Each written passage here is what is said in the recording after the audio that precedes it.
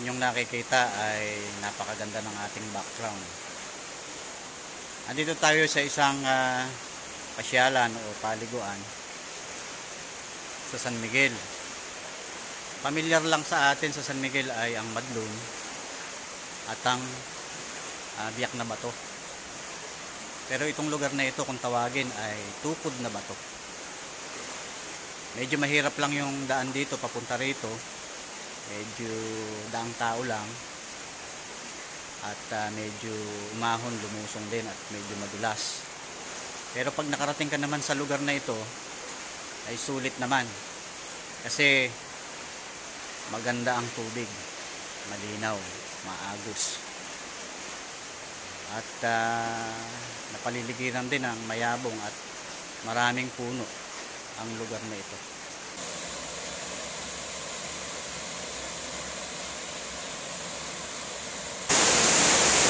Ayan, napakaganda ng lugar natin.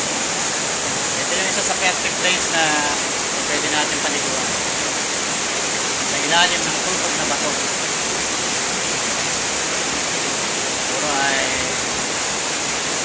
amaze kayo sa lugar na ito. Kayo ay first time. Kasi nga ay fresh water, mula ang tubig, buhat sa bundok. Saka yung kasi sa tagulan, medyo malalim pa raw ito. Pero pagka tag-araw, ito ay medyo bumababaw pa at mas lumilinaw pa. Kita naman ninyo ang tubig kanina, oh. Malinaw ka.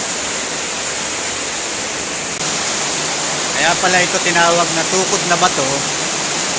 Kung mapapansin natin ay merong isang malaking bato sa taas. At ang mga gilid niya ay may nakatukod na mga bato bawat kanto. Ayan. Kaya bawat kanto merong nakatukod na bato. At isang batong malaki sa taas.